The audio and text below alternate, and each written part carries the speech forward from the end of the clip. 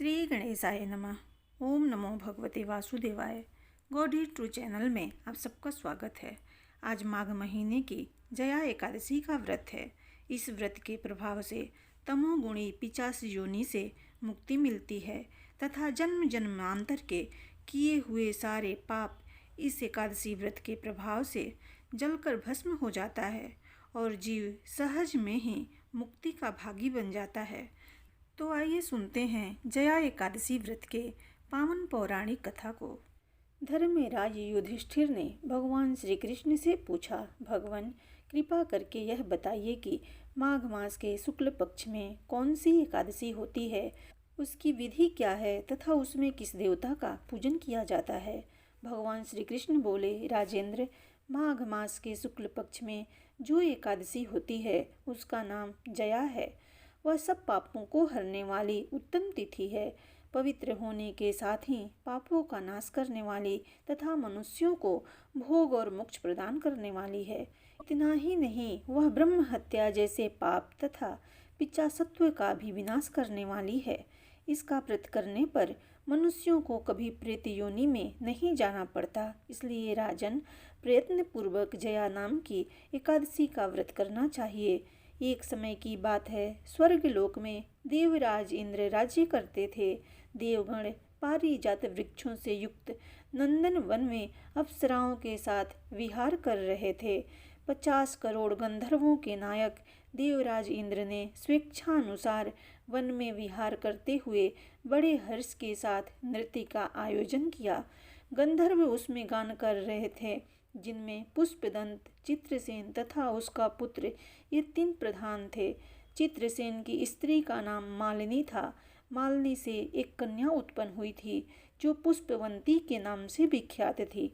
पुष्पदंत गंधर्व का एक पुत्र था जिसको लोग माल्यवान कहते थे। माल्यवान पुष्पवंती के रूप पर अत्यंत मोहित था। ये दोनों भी इंद्र के संतोषार्थ नृत्य करने के लिए आए थे। इन दोनों का गान हो रहा था। इनके साथ अप्सराएं भी थी। परस्पर अनुराग के कारण ये दोनों मोह के वशीभूत हो गए। चित्त में भ्रांति आ गई, इसलिए वे शुद्ध गान न गा सके। कभी ताल भंग हो जाता था तो कभी गीत बंद हो जाता था। इंद्र ने इस प्रमाद पर विचार किया और इसे अपना अपमान समझकर वे कुपित हो गए। अंत में दोनों को श्राप देते हुए बोले, ओ मूर्खों, तुम दोनों को अधिकार है। तुम लोग पतित और मेरी आज्ञा भंग करने वाले हो, अतः पति पत्नी के रूप में रहते हुए पिशाच हो जाओ। इंद्र के इस प्रकार श्राप देने पर उन दोनों के मन में बड़ा दुख हुआ। वे हिमालय पर्वत पर चले गए और पिशाच योनि को पाकर भयंकर दुख भोगने लगे। शारीरिक पातक से उत्पन्न ताप से पीड़ित होकर दोनों ही पर्वत की कंदराओं में विचरते रहे। एक दिन पिशाच ने अपनी पत्नी पिशाचनी से कहा, हमने कौन सा पाप किया है जिससे यह पिशाच योनि प्राप्त हुई है। नरक का कष्ट अत्यंत भयंकर है तथा पिशाच योनि भी बहुत दुख देने वाली है, अतः पूर्ण प्रयत्न करके पाप से बचना चाहिए। इस प्रकार चिंतामग्न होकर वे दोनों दुख के कारण सूखते जा रहे थे। देव योग से उन्हें माघ मास के शुक्ल पक्ष की एकादशी की तिथि प्राप्त हो गई। जया नाम से विख्यात यह तिथि सब तिथियों में उत्तम है। उस दिन उन दोनों ने सब प्रकार के आहार त्याग दिए, जलपान तक नहीं किया, किसी जीव की हिंसा नहीं की, यहाँ तक कि खाने के लिए फल तक नहीं काटा।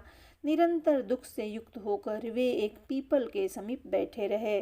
सूर्यास्त हो गया। उनके प्राण हर लेने वाली भयंकर रात्रि उपस्थित हुई। उन्हें नींद नहीं आई। वे रति या तो और कोई सुख भी नहीं पा सके। सूर्योदय हुआ, द्वादशी का दिन आया। इस प्रकार उन पिशाच दंपति के द्वारा जया के उत्तम व्रत का पालन हो गया। उन्होंने रात में जागरण भी किया था। उस व्रत के प्रभाव से तथा भगवान विष्णु की शक्ति से उन दोनों का पिशाचत्व दूर हो गया। पुष्पवंती और माल्यवान अपने पूर्व रूप में आ गए। उनके हृदय में वही पुराना स्नेह उमड़ रहा था। उनके शरीर में पहले जैसे ही अलंकार शोभा पा रहे थे। वे दोनों मनोहर रूप धारण करके विमान पर बैठे और स्वर्ग लोक में चले गए। वहां देवराज इंद्र के सामने जाकर दोनों ने बड़ी प्रसन्नता के साथ उन्हें प्रणाम किया। उन्हें इस रूप में उपस्थित देखकर इंद्र को बड़ा विस्मय हुआ। उन्होंने पूछा, बताओ किस पुण्य के प्रभाव से तुम दोनों का पिशाचत्व दूर हुआ है? तुम मेरे श्राप को प्राप्त हो चुके थे, फिर किस देवता ने तुम्हें उससे छुटकारा दिलाया है? माल्यवान बोला, स्वामिन, भगवान वासुदेव की कृपा तथा जया नामक एकादशी के व्रत से हमारा पिशाचत्व दूर हुआ है। इंद्र ने कहा, तो अब तुम दोनों मेरे कहने से सुधा पान करो। जो लोग एकादशी के व्रत में तत्पर और भगवान श्री कृष्ण के शरणागत होते हैं, वे हमारे भी पूजनीय होते हैं। भगवान श्री कृष्ण कहते हैं, राजन, इस कारण एकादशी का व्रत करना चाहिए। नृपश्रेष्ठ, जया ब्रह्म हत्या का पाप भी दूर करने वाली है। जिसने जया एकादशी का व्रत किया है, उसने सब प्रकार के दान दे दिए और संपूर्ण यज्ञों का अनुष्ठान कर लिया। इस महात्म्य के पढ़ने और सुनने से अग्नि अष्टोम यज्ञ का फल प्राप्त होता है। प्रेम से बोलो भगवान विष्णु की जय।